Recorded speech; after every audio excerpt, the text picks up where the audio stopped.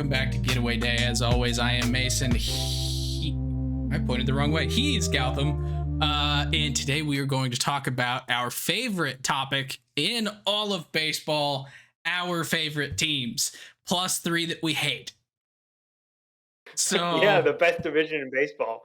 The best NL division in Central, baseball. baby. So we're doing it second because it's definitely the best. Definitely. So this is our second of the 6 division previews that we will be doing. We did the American League Central last week in episode 140. So if you haven't seen that or heard it, if you listen to the audio only version, go back and check out episode 140. But today it is all about the NL Central. And last week we did a draft of some of the best players in the division. This week, we're actually going to ask some of the biggest questions surrounding a couple of these teams. So we'll give a little bit of background on each team and then discuss our questions. So does that sound good to you, Gabby? Sounds great. Let's do it. All right. So I'm actually going to let you give the background on the Chicago Cubs, as it feels only. All right. Or do we end with the Cardinals and Cubs? Yeah. No, let's start with them. All right. That's what we want to talk about. Let's talk about them now. That's true. Okay, so Chicago Cubs 2024. On paper, they look very similar to the team that they were in 2023, which was, a pretty solid team. They had their moments. They showed resiliency. They came back from 10 games below 500 in the middle of the season in June, and they went on a very nice late summer run, and then they ended up falling short with the kind of a rough end of the season in September. They were one game short of making the playoffs. All in all, pretty good team, not world beaters, and that's going to be kind of a consistent theme across this division. There are no Dodgers or Yankees that reside in this division, but that doesn't mean that the Cubs and other teams in this division are not like solid and competitors. I was going to say, we're not talking about the A's here. So No, absolutely not. None of these teams are even close to the A's. But basically, the biggest moves that the Cubs made this offseason was adding Shota Imanaga, Japanese pitcher, to be in the middle of their rotation. And then they also went out and traded for basically longtime prospect Michael Busch, who's been behind guys in the Dodgers system. He just hasn't been able to break through and become a regular player for the Dodgers. He gets that opportunity here with the Cubs, and he's pretty much penciled in to play first base a lot. They made a couple of bullpen additions in Hector Neris, Yancy Almonte, but all in all, it's pretty much the same guys coming back. So it's the question, can they do what they did last year? Is there room for improvement? Or do we see this team kind of falling back because they didn't do nearly enough to bolster the overall club? yeah, so this is a tough one for me because there's a couple guys that broke out last year that I think could keep up the production that they gave. I don't know that Justin Steele is necessarily going to be top 3 Cy Young. I think he finished 4th technically, but he got snubbed. He should have been probably 2 or 3. Don't know that he's going to repeat that level of dominance, but he is going to be a good pitcher. There is no doubt in my mind about that. He is the ace of this staff. Adbert Alzolay. He actually started showing some of his potential last year after kind of 2 years of just pitching out of the bullpen mostly and just not really showing that dominance. He got some starts last year, if I remember right, somewhere around. He became the closer.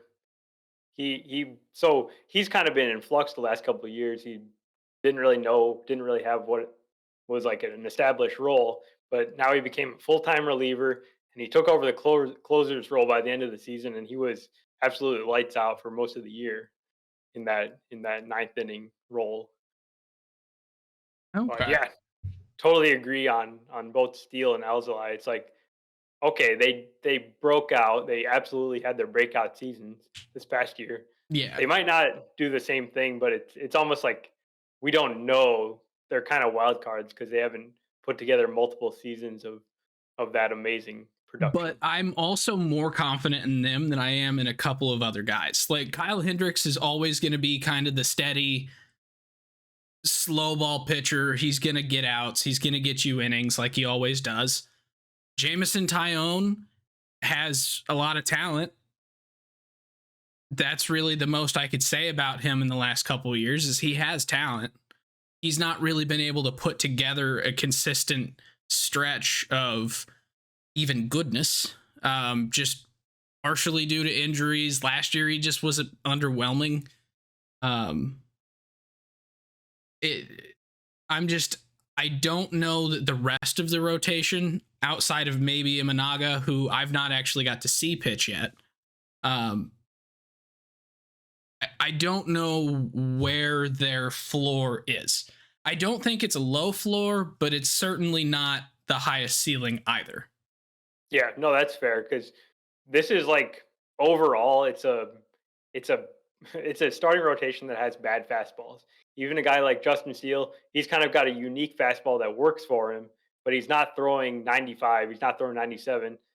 Imanaga is the only guy that maybe has a good fastball, but even his fastball is not premium velocity. Then you go to like Hendricks, Ion. They're all more like command guys. I was going to And say, if Hendricks hits 90, it's impressive. yeah, no, he was his shoulder was feeling really good after he rehabbed for a full year, and he was throwing like nearly 90. It was amazing. That's just But sad. the Cubs do actually do pretty well with these guys that don't show up as having amazing stuff or having good velocity. They get the most out of these guys, and I think that's like a legitimate demonstrated skill that the organization has, and it goes beyond even the five guys that they've got right now, and that's where you kind of see the rotation maybe taking a step forward. If a top prospect like Cade Horton comes up at sometime this year, another guy is Ben Brown. Those are like traditional pitching prospects that throw really hard and have multiple pitches. Those guys are like exciting. None of the guys that are in the rotation right now, other than maybe Steele and Imanaga, are like exciting.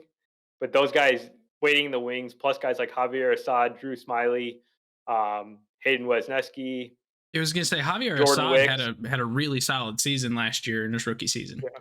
So they have like very, very good starting pitcher depth, despite not having maybe a lot of guys with the highest ceiling.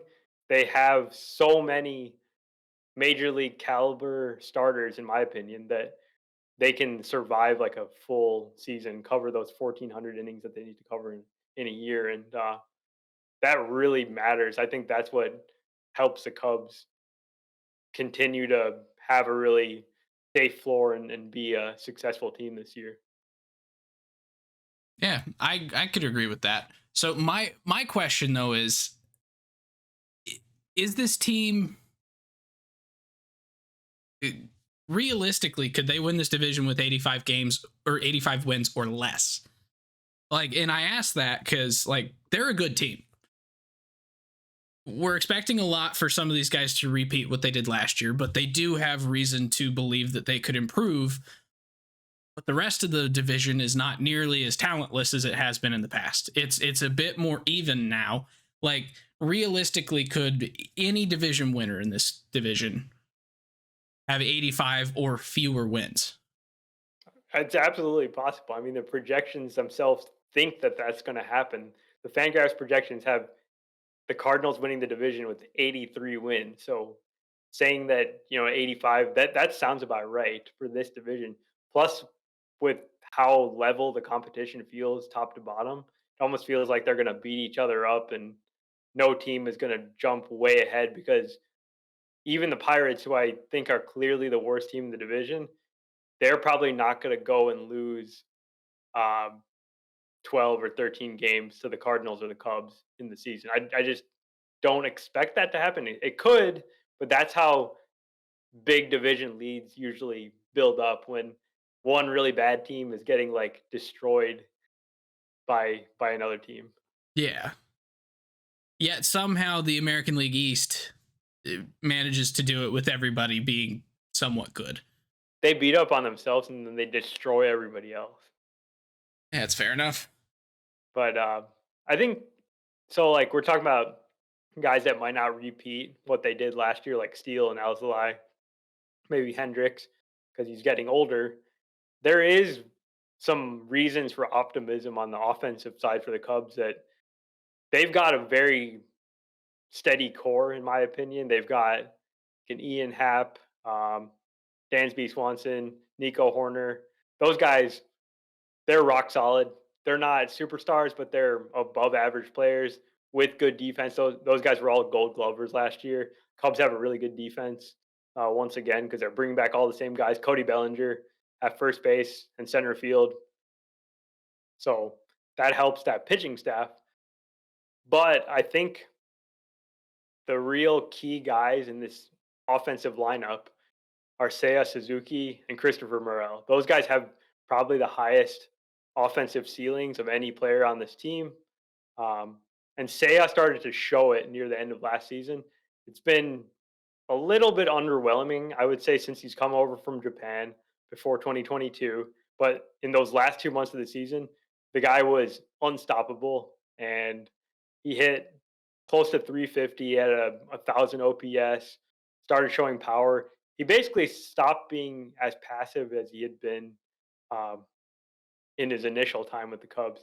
He started swinging more, and when the guy makes contact, like damage is done. So I think his new approach is going to carry over, and hopefully he can put that up for an entire season. And then Morel, we all know how electric the guy can be, how talented he is, how tooled up he is.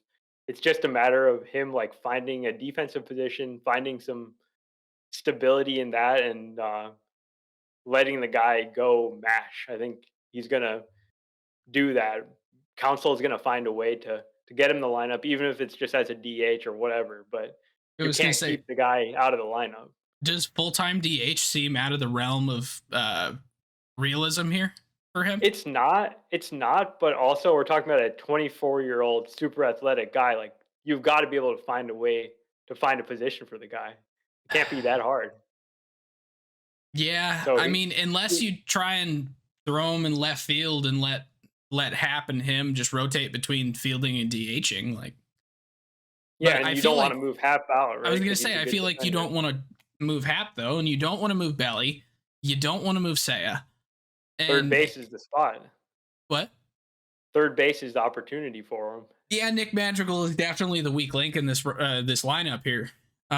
So putting him at third makes sense. Is he like? I mean, he came up as a third baseman, right?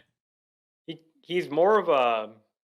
I mean, he's played a lot of outfield in the major leagues. He looks pretty good at second base, but that's another position that just won't work because they're not displacing a Gold Glover Nico Horner to play Morel. So it seems like it's third base or DH. Can Morel catch? He'd be an upgrade over Gomes. Oh man, poor guy. I Jan. mean, Jan he's a good catcher, but like you can't tell me that his bat is still as good as it used to be. No, Yeah. he's obviously on the decline. Yeah, I mean, he's Um, almost 37 years old as a catcher. It's not often that people make it to 37 as a catcher. Like, I think with his offensive upside, it's worth it to give him a shot in the field. Just see what he can do. If it's that bad, you're gonna still want him in the lineup. So you'll find a way to DH him, but that's not the preferred option, at least to start. I mean, can Michael Bush play third? He can, but he's not. He's also not known as a good defender. So, but Which yeah, one of them Morel is playing first. which one of them is more of the Christian Encarnacion strand of the Cubs? Personally, I think Bush is. I've seen Morel make some excellent defensive plays. Like he's got the athleticism to do it. It's just I feel like it's just getting him the reps. He can figure it out. Okay. All right. What do you say we move on to the Cardinals? Yeah, let's do it. All right. So the St. Louis Cardinals came off an incredibly disappointing season last year. I'm not going to state the record or the place in the division that they were because it makes me sad. Let's just say it was very, very, very bad and disappointing to all Cardinals fans who forgot what losing feels like. Which It is all feels of us, bad. I think. Yeah, there's my So big emotion of the day. It feels bad to it lose. feels bad, man. Feels bad, Um, man. but the Cardinals went out this offseason and they were looking for one thing and one thing only: veteran leadership, while trying to fill all the holes on the team. And they did a great job of finding veteran leadership by bringing in Sonny Gray, 34 years old, Lance Lynn, 37 years old, 38, 37, I think 37. Kyle Gibson, 36, 36 or 37, yeah. Andrew Kittredge. He's at least he's probably 35, right? I don't remember. Keenan Middleton, 30. Thank goodness. He's still kind of young. Matt Carpenter, 38. Brandon Crawford, 37. Cardinals brought in 7 guys to fill holes on the left-handed bench bat, backup shortstop, the rotation, and the bullpen. And they went this route because last year there was not enough leadership in the clubhouse, like vocal leadership in the clubhouse. I mean, you had Nato, you had Goldie. Both of them admitted that they're not vocal leaders. They're the ones that lead by example. And with there not being a vocal leader, they said that the youth kind of just overwhelmed the clubhouse and they couldn't get everybody back on track. That's what they said. That seems like an excuse. I feel like leadership doesn't, on its own, win the baseball games, right? Well, yes, but that's what Goldie and Nato were saying. That's pretty bad leadership, in my opinion. To make that kind of excuse. But yeah, that was hopefully something that came up a lot this offseason in the Twitter machine. But the Cardinals bring in those guys to supplement a lineup that is actually, last year had its ups and downs, but in general is a good lineup. Behind Lars Nootbaar, Wilson Contreras, Nolan Gorman, Jordan Walker, who started his career with a 12-game hit streak, Tommy Edman, who was down with a wrist injury at the end of the year and is coming back from it right now, but he's always been really solid. Down years from Arenado and Goldie. There's concerns that that's maybe the signs of decline for both of those guys and not so much just one bad year. But you can't deny it's a good lineup. I think it's a really good lineup, and they were pretty good last year too. It just feels like they've got a lot of places where things could get better for them, but I'm not 100% convinced that it will. I don't know. Yeah, I'm waffling here.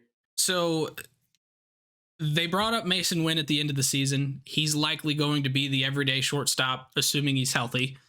Ivan Herrera is going to be the backup catcher. He's expected to split time with Willie behind the plate this year because Ivan Herrera is really good. Nolan Gorman, if his back is healthy, which he changed his diet, he lost 10 pounds. He did a whole bunch of stuff to try and get his back right for this year so that he could go and hit 30 home runs at second base there. Brendan Donovan is back after missing most of last season. So there's a lot of signs that say the Cardinals are going to be okay on the lineup and the defensive side. There's some depth questions, which is exactly why they brought in Brandon Crawford. Because if Tommy Edman's hurt and Mason Wynn goes down, well, who plays short? So now we have Brandon Crawford. But I kind of don't...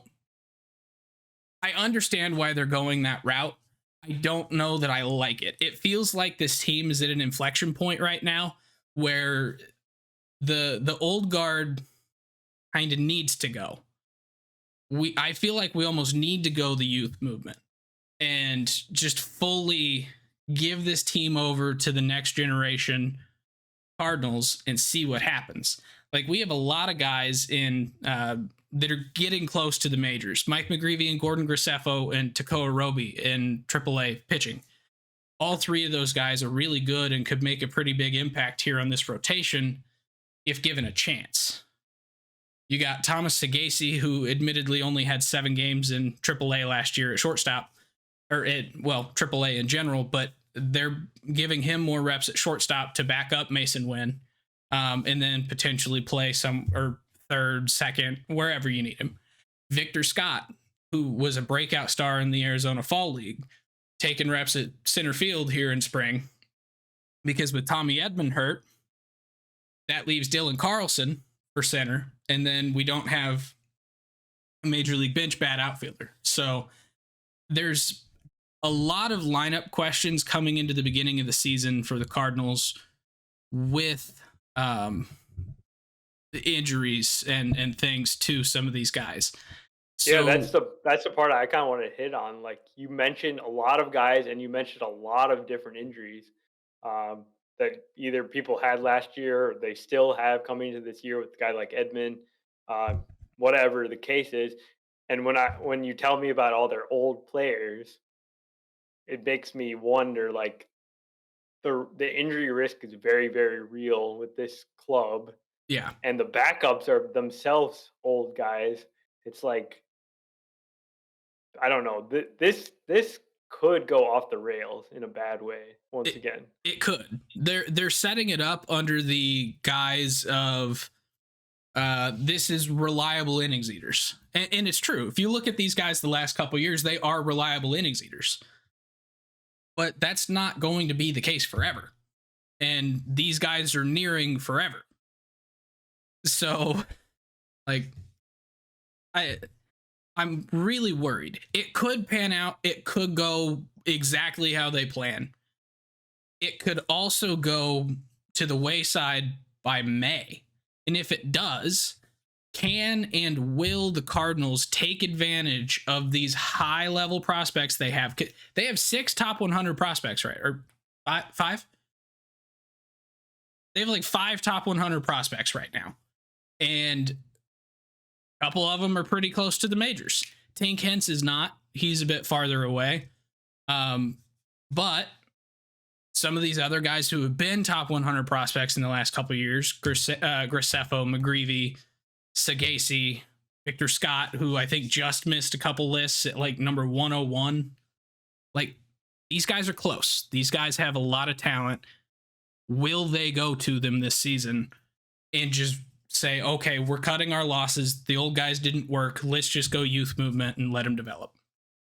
Well, I guess they have to start with the old guys. Like, I understand their perspective because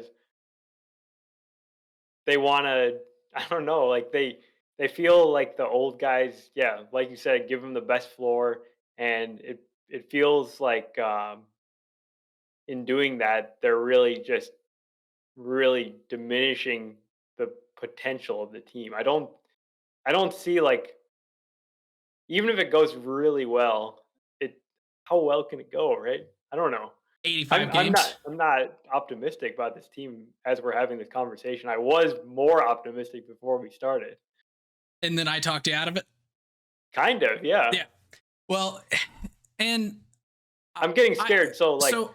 They did this because the fact that the season went so badly last year, pretty much every fan turned against them. They're like, we expect you to win this many games at least, and then go higher and go further in the playoffs. And yeah, that makes sense. Like, every team should.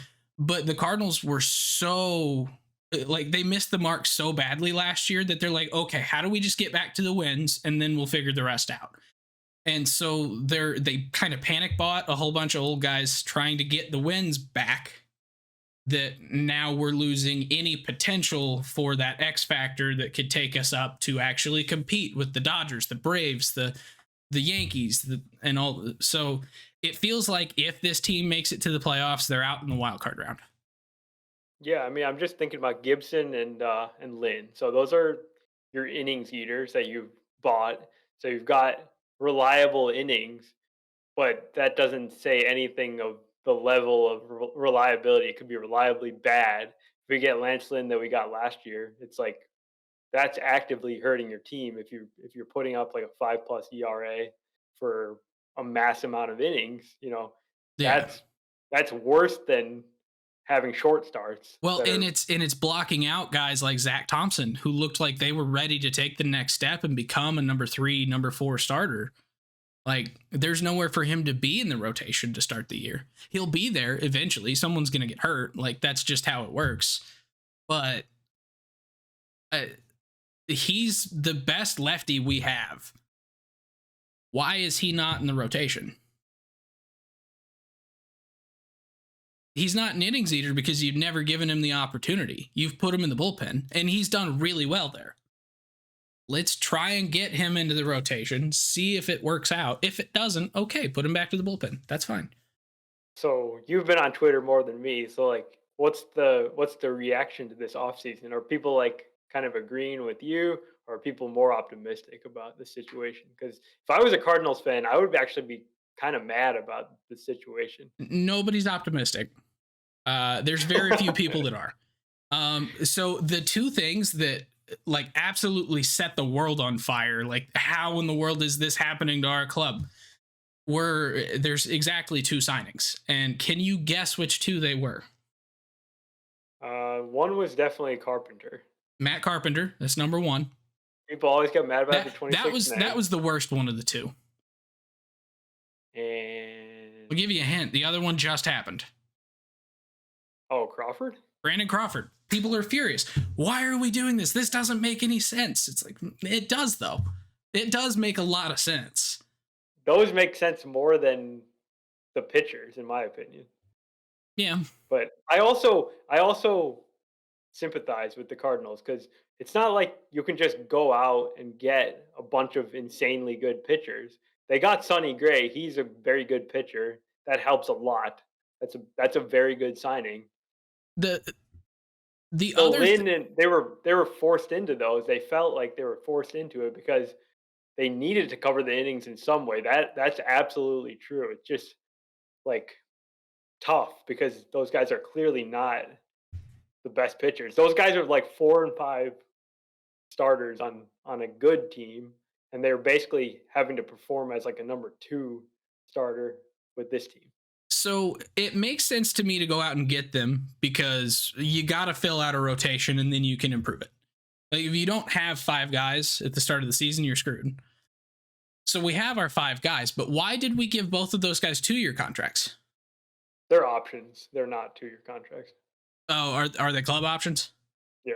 Okay, well then that makes sense. But there's a lot of people that are mad that Jordan Montgomery is still out there, still on the market, and it doesn't seem like the Cardinals are pushing to even try and talk to him. They're not. Yeah, I doubt they are. I doubt they are too, but like a lot of people in Cardinals world are furious about that. And I get it. Like he's still there. He's a clear upgrade over what we have. I realize he's a Boris client and that's going to drive the price up, but I mean, so is Bellinger, and Boris was asking for 6 years, 200 million, and he got 3 year 80. Yeah. So like clearly the ask and the actual contract are not going to be the same.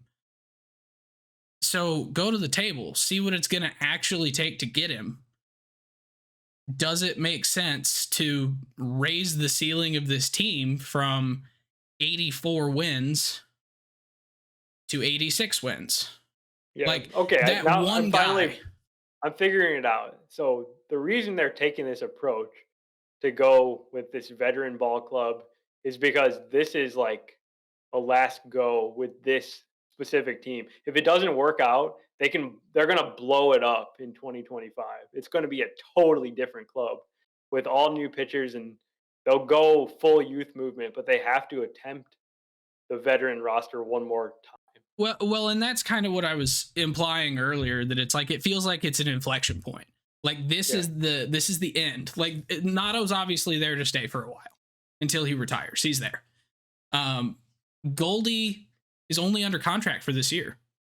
Correct. Like if it doesn't work out, maybe they just don't bring back Goldie, and then you just created space for Alec Burleson at first base, or you just created space for Luke and Baker, or pick your masher. Like put him at first. You got third lockdown. You got Gorman, you got Donovan, you got another year of Edmond, you got Mason Wynn, Jordan Walker, Lars Nootbaar, Victor Scott, like, and then Nato and Willie. That's 9. Yeah. So I guess long term outlook on the Cardinals is still good, but I'm not super high on this team for 2024. I think they're a decent team with a good offense, pretty good bullpen that we haven't talked about at all. But the pitching staff kind of scares me, and I don't think they have a generally very high potential upside. The other thing I just thought about, this is probably the last year of Mo being like the primary shot caller here, because he said by the end of 25 he was going to be out of the role, but he may be setting it up to basically at the end of this year, if things don't go right, he leaves and lets someone else come in and take over to go with that youth movement. So I got a lot of conspiracies here. We could talk about it for years. If that was the case, anyway, if that was the case, then he should just go out guns a-blazing and go with all prospects. But I'm not him. He's clearly taking the risk-averse approach. Yep. So which usually doesn't work out. But anyways. Yeah. You got to be aggressive in this day and age. All right. The Milwaukee Brewers. Yeah. Completely different club from last year, it seems. Yes. And it starts with Mr. Craig Counsell, who they lost. So graciously let go to the Cubs.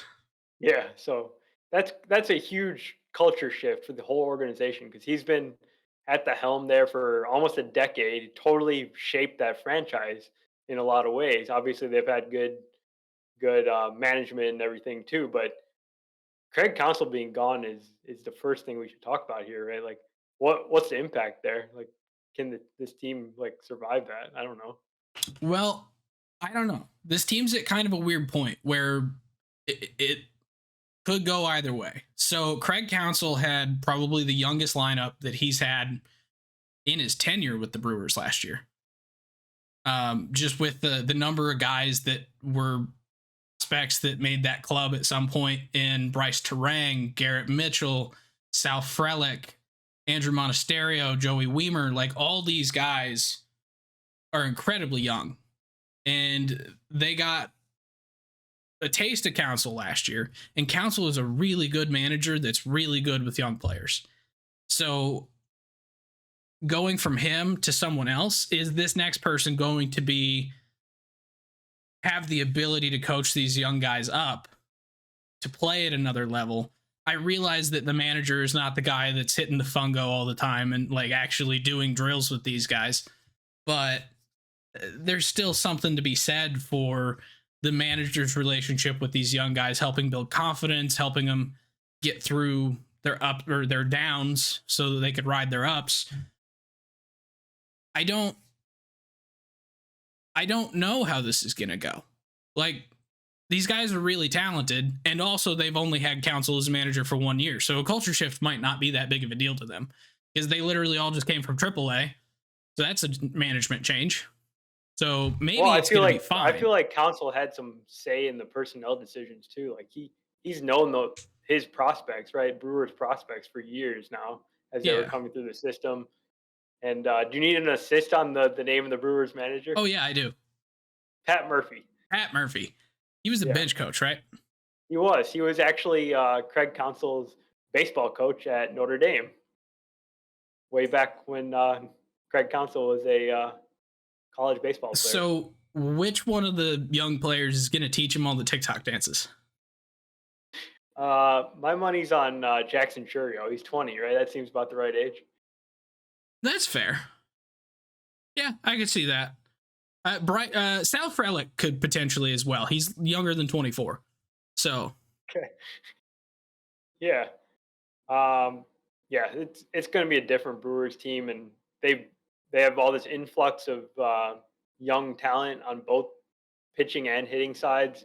But like, I don't know, man. This this team feels like it has a lot up in the air. What I guess let's talk about what they brought in this offseason. So they added Reese Hoskins for power, Love that move. coming off of yep, great move. Love that And move. then they made the huge Corbin Burns trade where they traded their ace and they got back Joey Ortiz, a promising infielder, and then DL Hall, a very high upside but low ceiling pitcher that's got insane stuff, but Low no ceiling, command. low floor.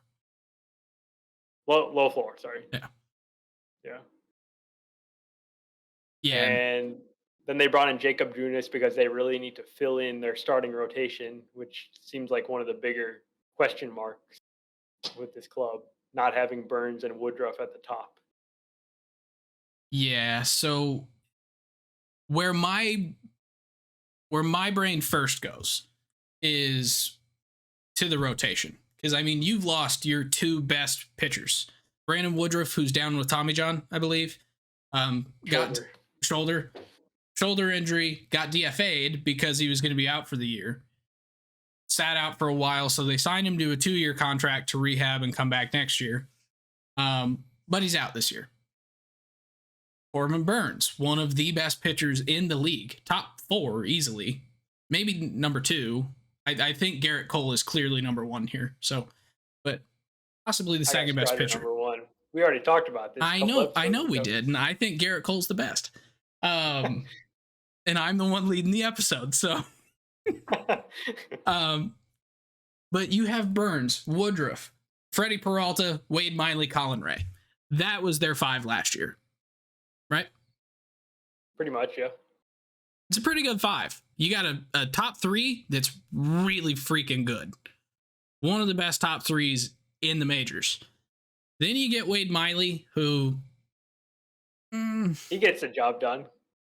He's an innings eater. Yeah. Yeah. Not really.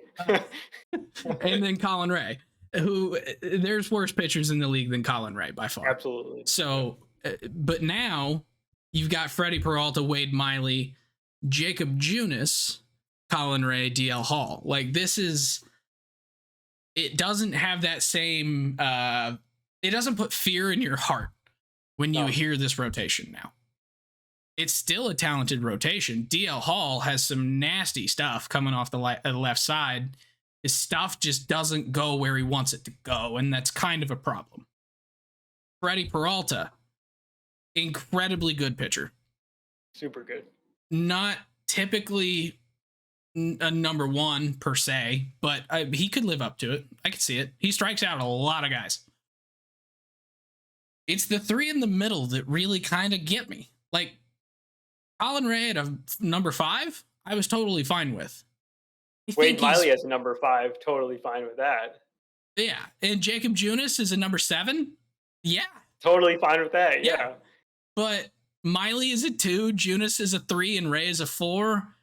Yeah, it seems like you're overvaluing all 3 of those guys by a bit. That is very true. I mean, this is going to be tough because Wade Miley is essentially like a 5-inning guy. Even when he's totally on his game, he's going to go out there and probably pitch 5 innings, right? And that's your number 2 starter. Then you talk about Junis, a guy that's not even really been a full-time starter for a couple of years. He's been kind of doing swingman type stuff.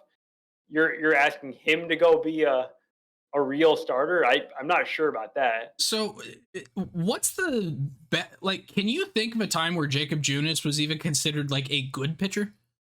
Because last year he did some interesting stuff in the Giants bullpen. He had a couple good months, but I wouldn't say like he does not have a track record of like being a good pitcher by any means. Like his best season as a starter was actually his first full season in the majors back in 2018 with the Royals. 177 innings, which is his career high. In fact, 2019 was the only other time he was over 115 innings. But in 2018, he had a 4.37 ERA. His xERA and his FIP were pretty much on par with that. 1.5 WAR. That was the best season that he's had in his career. Like, the reason he was good last year is because he actually gained 3 ticks in velo on his fastball when he was in the bullpen. Like, it's a Yeah. guy that feels like, as a bullpen arm, he could be successful. Like, he showed it. It was his career best ERA last year. Granted, it was 86 innings, but that's still actually the fourth most innings he's thrown. Yeah. So, like, I don't Well, know, maybe but they see something, and that's clearly what they're betting on. They have to take some gambles here because they need to find innings somewhere. And this staff, as it's currently constructed, like, you can't rely on one single guy in this rotation, including Freddie Peralta, to go out and give you 180 innings. Because Freddie Peralta, I don't believe he's ever done that before. So he's not exactly. Uh, you can't just like write him in Sharpie and count those 180 innings off. they're gonna struggle real hard to get these 1,400 innings this year. Because, I mean, even the projections for Jacob Junis, even just on innings pitched, are wild. It goes from 88 to 143. I mean, Like, kind of depends on the role. yeah, it does. But, like, I even as a starter, I don't see him going that much. Like, he's only hit 175 twice, and that No, was absolutely. 4 years ago, 5 years ago. Yeah, so it almost makes us ask the question like, who are these guys that are waiting the wings? Who can come up? And they actually have a decent number of interesting arms in AAA or lower. So Aaron Ashby, he missed the entire year last year with an injury. He's major league ready, in my opinion. Like, maybe he'll start the season at AAA, but he is absolutely going to factor into this Yeah, I mean, rotation. he was a significant part of the 2022 roster in the bullpen. Yeah, yeah. So, He's ready to go. Robert Gasser has got to be close. He's closing in on 25 years old. please tell me And that the then dude named Tobias is close. I have no idea who that is. There is another guy. I don't think he's reached AAA yet, but he's probably the most intriguing guy to me. Jacob Mizorowski. How do you He say was his name? the Mizorowski? Are Mizorowski. Yeah, you sure? I think so. I'm looking at how that's spelled. I'm gonna call him Jacob M. Yeah, Jacob with the long last name Mizorowski. This guy's a Does that flamethrower. encircle the numbers? I think so. Okay. He's a guy that he almost fits in the like a Corbin Burns or like a Freddie Peralta mold where he's clearly got the talent. It's just, can they harness it? Can they make this guy into a legitimate major league starter? If not, then he'll end up being like a good reliever. I'm sure of that. But I think the Brewers have done so well with their starters. We have to kind of give them some credit for being able to develop these guys. And I don't know, like, year after year, right? The Brewers always seem to surprise us, especially on pitching. Um, can they do it again? Does this Brewers team have the magic to pull it off? Well, and that was my question, is like, can they do this? Like, it's a completely different uh front office now too. Like, David Stearns is gone. So Council's gone. So it's like, there's new people at the helm. Are they going to be able to replicate what Stearns and Council did? Something tells me no, but the club has some stuff set up right to where they can succeed, just maybe not to the level that they have in the past at these same things. I think they're going to find a new strength. I don't know what it's going to be. Maybe they're going to be great at getting those middle infield prospects like the Guardians do all the time, or like apparently the Orioles do, or everybody for that matter. Maybe that's going to be their mold moving forward. I don't know. I like, even so I'm looking at Jacob M's Fangraphs page here, and you're right. He has not pitched at AAA yet. He pitched across A, High A, and Double A last year for a total of 71 and a third innings across 20 starts. So he's definitely not going to be stretched out this year. Most likely to be able to come up and be a starter on the club. He's going to have to hit some time at AAA, stretch out, whatever. But his numbers look really good. Yeah, yeah. So he's like well, 45 and 0.5% K rate in It's insane. 9 starts in single A. 33.6% K rate and 5 starts in double A. I want to see this kid sit at a level for a bit and see what he does. Absolutely, yeah. We've only talked about pitchers for the Brewers, their offense though.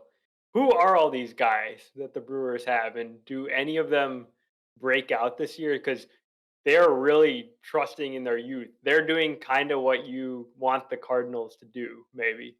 They're giving premium positions in their starting lineup to young players.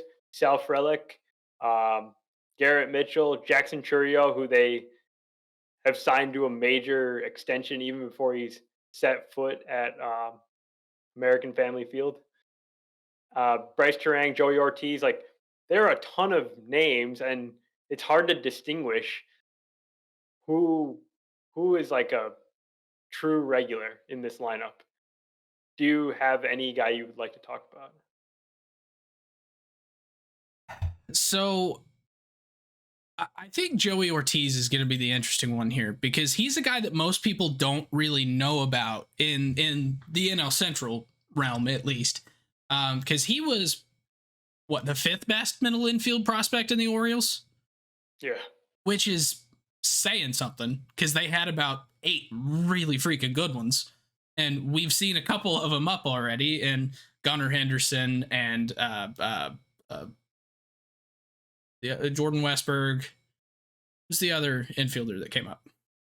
he was the one that came up actually. Westberg?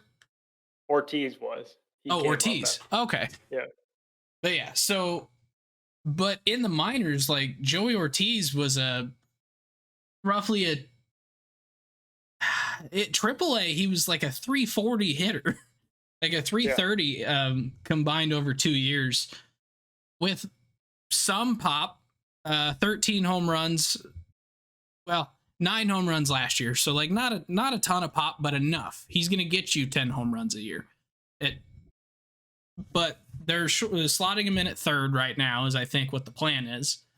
Um, Defensively, I don't think he's going to be an issue there at all.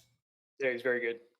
But is he going to be able to keep his contact numbers and his average numbers up because he doesn't have a whole lot of power, something that this lineup drastically lacks? Mm-hmm. Like, and then is he going to come onto the scene and actually kind of show that he was a lot bigger of a deal than people gave him credit for because he was there in the same prospect pool as Adley Rutschman, Jackson Holiday, Holton Cowser, Gunnar Henderson, and he was the forgotten one. I think he's got a chip on his shoulder because of that. I would like to think that he does. He's the guy that they send out to get Corbin Burns. Like, that should tell you how good he is. But at the same time, he's the guy that got sent out, so they didn't value him enough, in his opinion. So I'm curious to see what he can do this year. I think that he could be a bright spot for this team. And he's going to be the guy that I think keeps the regular playing time. I think some of these other young guys. The outfield is kind of a muddle right now. So I think Frelick is pretty much guaranteed to be in there. Mitchell is like a big question mark for me. I don't know if he can hit enough. He's clearly a really good defender. Could probably play center field, but center field is kind of going to be occupied by Jackson Churio. So overall power in this lineup is a little bit of a concern with guys like Frelick, Ortiz, Terang. Terang is maybe on the hot seat here because he's an incredible defender, but the guy couldn't hit. Like he was like 40% worse than league average last year as a hitter. Maybe that improves. Maybe he can show some improvement in year 2. But I think he's like the first guy that could lose his starting job if he's not performing to start the year. Yeah, I'm kind of with you there. And then guys that have kind of already lost their spot, and Joey Weimer. Um, Yeah, yeah. like, But I don't think we should give up on those guys. They could still end up being quality major oh, leaguers.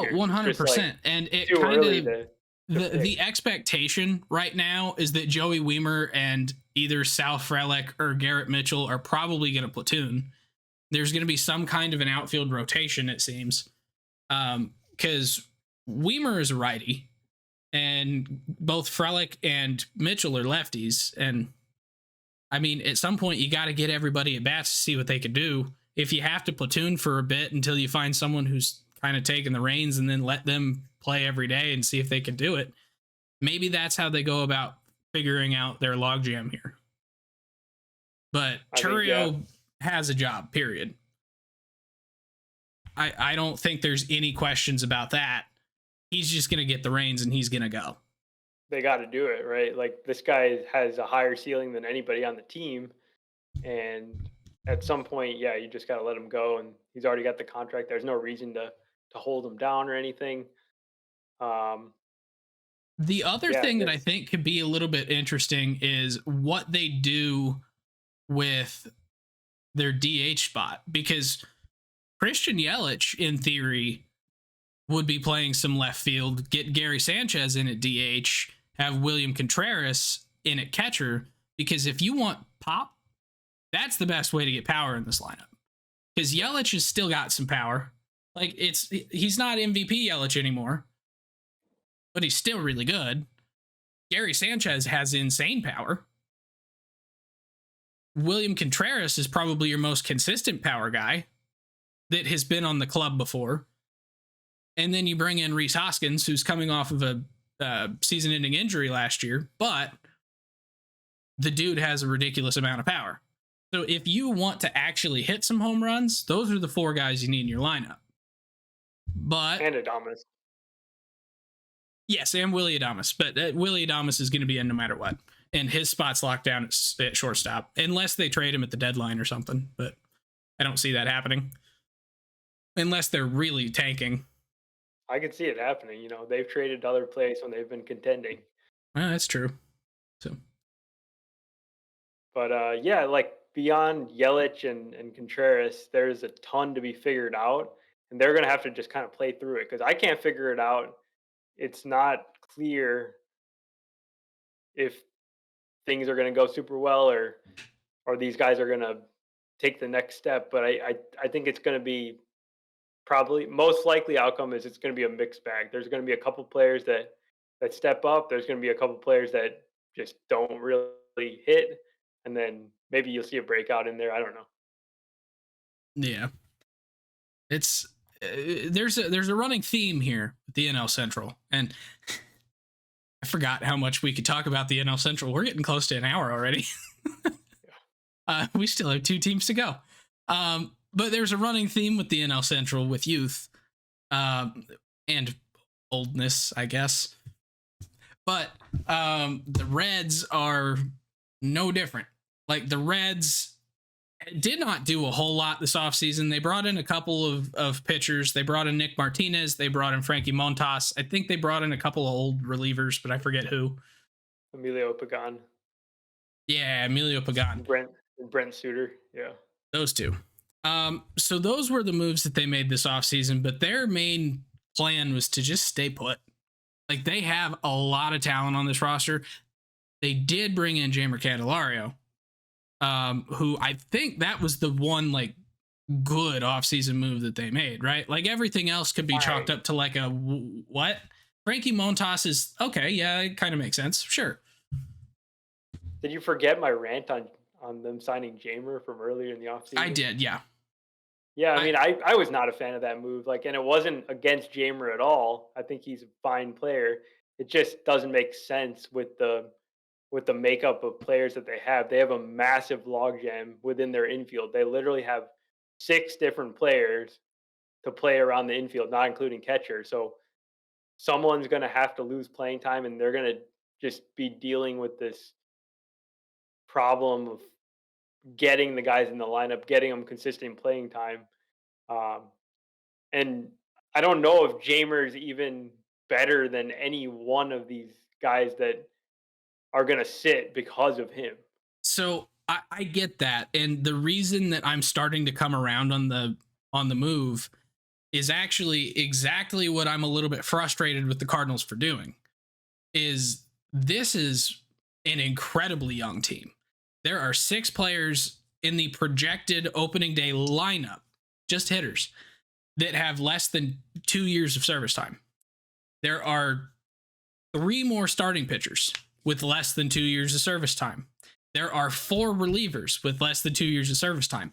This is an incredibly young team that Jamer is like the guy that has some experience here. Like there is a point where you do need veteran leadership. I think maybe that's what this move is. Because guys like Spencer Steer, Christian Encarnacion Strand, Matt McLean, Noelvi Marte, Ellie De La Cruz, all incredibly talented guys who should be on the field. But also at the same point, like if one of them struggles, who do they go talk to? None of the rest of them have been through stuff. Votto's gone. Like you don't have Grandpa Joey to go talk to and figure things out. That was their mistake. They should have brought Joey back. They should have brought Joey back, but they didn't. So like I get your argument. I understand it, but I also don't know how does it like relate to winning though exactly. We can't make that conclusion. It's like there's not a direct like there's not a way to directly look and go see clubs that have one old guy do better than clubs that have no old guys. It just doesn't exist. But at the same point, there is that intangible being able to learn from someone else's experiences. Like, I don't really I just know. hate to see a Christian Encarnacion Strand or a Noelvi Marte in AAA or on the bench at the expense of like, I don't know, get your best players in the lineup, even if they're younger. Like, I mean, it would have made more sense, in my opinion, if they would have done this with an outfielder. But, I mean, beggars can't be choosers, I guess. The Reds spent money. So, yeah, I don't know. Like, I'm just getting upset thinking about that signing. Let's talk about the exciting youth that they have, because this team is extremely fun. Like, you've got Ellie De La Cruz and Matt McLean up the middle. Those are like 2 of the brightest young stars in the league within one middle infield. It's amazing. It's so cool. Yeah, and then the guy that kind of got pushed to the side because of that is Spencer Steer. Like, he's now just like the third baseman or the left fielder, wherever.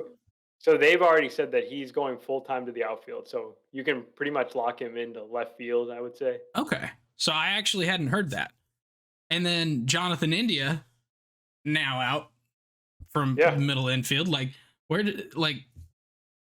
Jonathan India was a good second baseman. Once he actually healed from the wrist injury and stuff, he showed that he was actually quite good. Was rookie of the year. Followed it up with a good second year.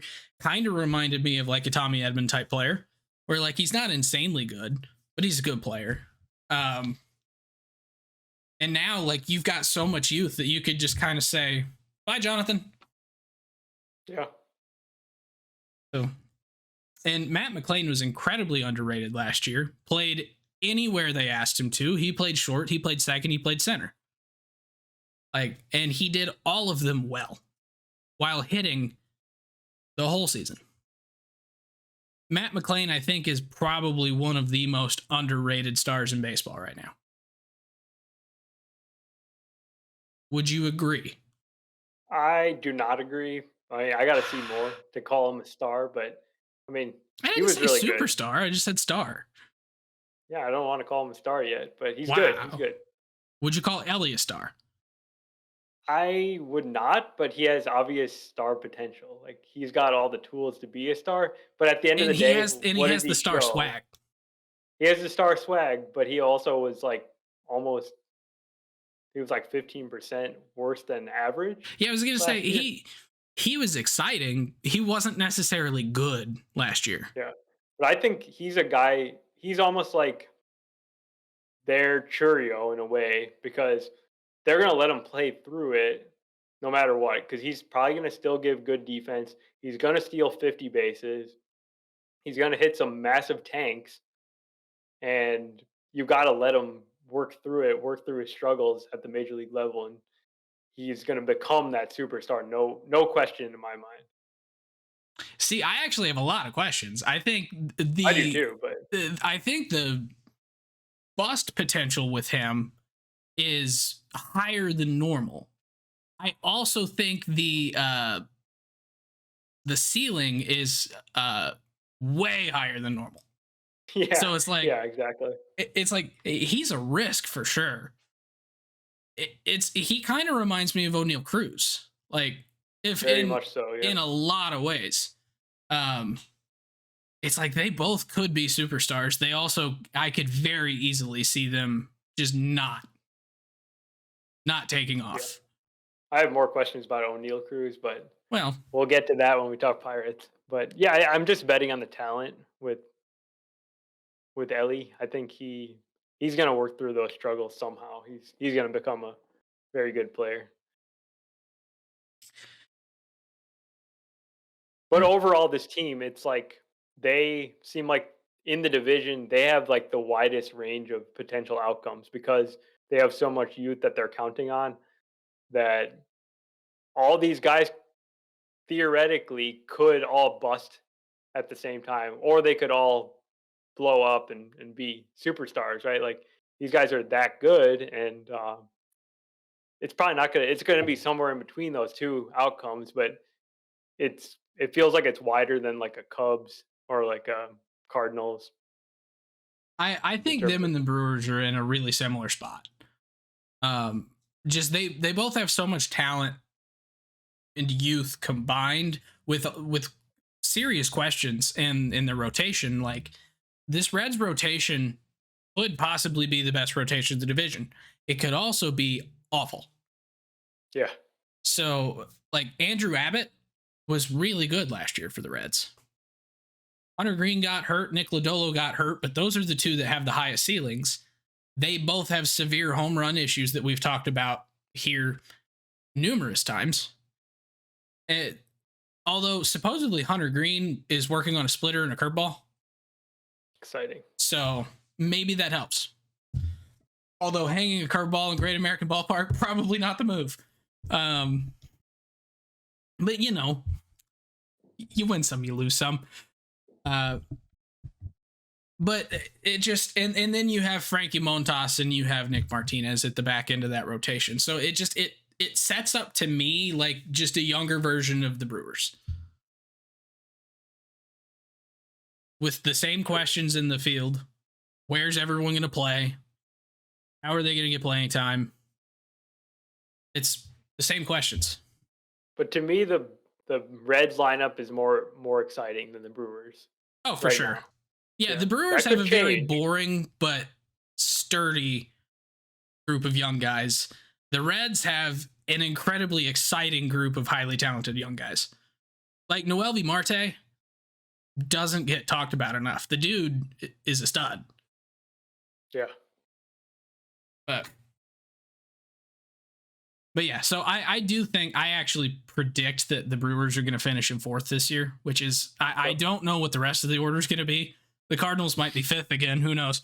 But I think that just shows how high I am on the Reds compared to the Brewers this year, even though I have a lot of similar questions.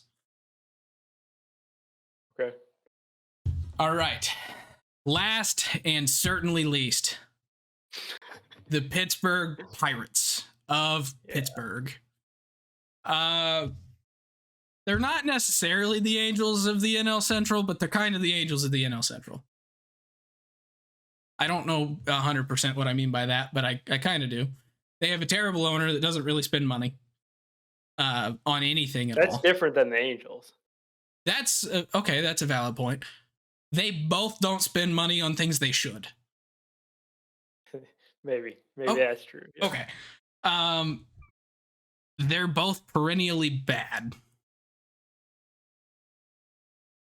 Yeah. Yep. So with this Pirates team though, they're bad.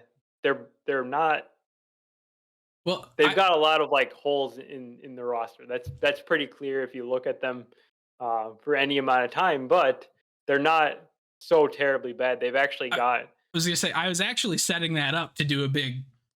What are they? And then you cut me They're off. not. I was gonna say the Pirates actually are not nearly as bad as they have been in the past, and that's the part that kind of excites me. Maybe like now I'll let you run with that. I just wanted to let you know I wasn't just crapping on them. I was actually gonna say, but it's not that bad. Okay, I just got there a little quicker for you Yeah, there. Um, but yeah, the core of this team is Brian Reynolds, as solid a player as you can find anywhere. Like he is very, very good. He's not a superstar, but he's as consistent as they come, really. And then Key Brian Hayes, who provides them Gold Glove defense at third base, and he's still young enough to the point where he's still trying to figure stuff out. And it seemed like he did in the second half last year, where started hitting more pulled fly balls and getting to some of that raw power that he clearly has, that he just hasn't been able to translate into like home runs and doubles in the past. And then O'Neal Cruz, who we talked about a little bit when we were talking about it. Ellie, he's like that super tooled up guy that hits the ball 100. What he hit the 122 mile per hour baseball in 2022. yeah, something like that. He can throw like 100 miles per hour. Like He's he insanely does. tall at shortstop. He's insanely tall. Yeah, I mean there are major questions about this guy's contact ability, especially against left-handed pitchers. He struck out something like 50% of the time against lefties in 2022. So he needs to play. We need to see who the real O'Neal Cruz is. But beyond those three guys, it's a bunch of unknowns, young players, and And kind Jack of like, Sawinski. yeah, cast off type guys like Rowdy Telez, Edward Olivares, like those type of guys that they brought in the offseason that are not really. They're never going to be part of like a Pirates core team or anybody's core. They're just guys. Yeah. So this Pirates club is interesting to me because it seems like they're finally at the point where they're realizing that, oh, we've been really bad for a long time and had a lot of high picks. Maybe we should get them in the majors and see if we have something. It kind of feels like they're at that point because we've finally seen Henry Davis in the majors. We've seen Indy Rodriguez in the majors, Leo Peguero, G1 Bay. We've got a couple more guys who are probably going to be close, and Quinn Priester. Paul Skeens is probably going to be up this year, and he was just the number one pick last year. Like, we're probably going to see Nick Gonzalez some more because I think he was up last year, if I remember right. Right? He might have been up for a bit. Yeah, but like this is a team that they have prospects.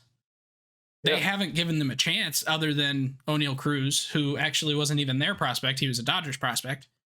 And Key Brian Hayes obviously came up in 2021. But other than that, they kind of just filled their roster with leftover.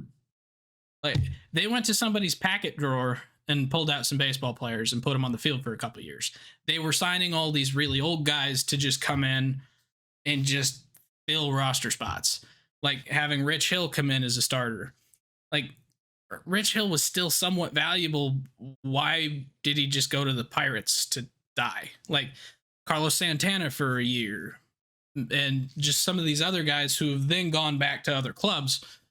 It just seems really odd. Well, those actually made sense, right? They were trade chips and they got traded and they were able to get some value out of them. And I okay. kind of And that's what disagree they're that doing with they the gave Roldis Chapman this year too. exactly, yeah. But I kind of disagree that they didn't give young players a chance. I think they did, and they just performed very poorly that you don't even like remember that they did anything because they were that bad. I mean, I wrote down some of their young players and how they performed. Andy Rodriguez, 65 WRC plus. Liover Peguera, 74. G1 Bay, 66. Rodolfo Castro, 84. Henry Davis, 76. So every rookie that they debuted, they all just were terrible. Like at some point, the Pirates need to show some progress in their prospects. They can't just build up the farm system and have these prospects at the ready, and then it doesn't carry over into the major leagues. And that's like a major issue that I see with the Pirates right now. They Well, gotta they and gotta show some success. and their development system is really weird because I don't think that they're good at developing. I think they just get to pick high in the draft because I go and watch games in Indianapolis and their AAA team has hardly ever got talent on it. It seems like they'll have I think they're getting a lot better. I think their development is improving a lot. The fact that they're actually like they've got a lot of top prospects, and it's not just like guys that they drafted top in the draft, obviously like Skeens, but it's some of these lower prospects that are actually like starting to pop in the minors. But I want to see it carry over to Pittsburgh, and they got to show that this year. Otherwise, it's like this is not going well. yeah, this is gonna be. I don't know. This club confuses me. I don't know how to classify them. I don't want to say that they're as bad as they've been in the past. Like I think we've classified them as just being a terrible ball club that's a perennial rebuilder in the same way as the Royals. Are they though? Are they that? Like it feels like they're better than that. They're better than that, but it's hard to shake that just because of their their spending habits, their ownership. Obviously, that's not probably going to change anytime soon. But I think they're headed in the right direction if they can start to um, translate some of this minor league development into actual major league production. And I want to see that this year. That's like the biggest thing I'll be watching with for the Pirates. Yeah, I do think that they need one player who looks like a pirate because Kutch doesn't I have think his it's Rowdy. dreads. It's Rowdy. Is it Rowdy? Yeah. All right. All right, I could buy it. Okay, we're good. Yep. But basically, I think they always have to have one. Colin Moron was one for a while. John Jaso for a bit. Andrew McCutcheon when he had the dreads. There was one more, wasn't there? There must have been. I think there was one more. But if Rowdy is the new guy that looks like a pirate, they might be good this year. I think so. That's my X factor. If you have someone that looks like a pirate, you're going to succeed. Yeah. I actually think that the lineup is yeah, it's definitely not like the worst. Like I can think of worse lineups because guys like Sawinski, Edward Olivares, he's a fine player, you know. And then Hayes, Reynolds, Cruz. Talking about like legitimately average or above average guys that they're part of this lineup. So they're not gonna lose 100 games. I'll go so far to say that. I'm not sure that they'll lose 90. Yeah, I mean they could be better than expected. All right. Well, that is all that we've got for you guys today. We could talk about this division for another week, probably, if we wanted to. So, but we will cut it off there. We will see you guys back here next week. If you enjoy the podcast, please subscribe on your favorite podcasting app or YouTube to make sure you don't miss any future episodes. Join the conversation on Facebook, Twitter, Instagram, and TikTok at Getaway Day Pod. If you enjoy card collecting, check out our sister YouTube channel at Getaway Day Cards.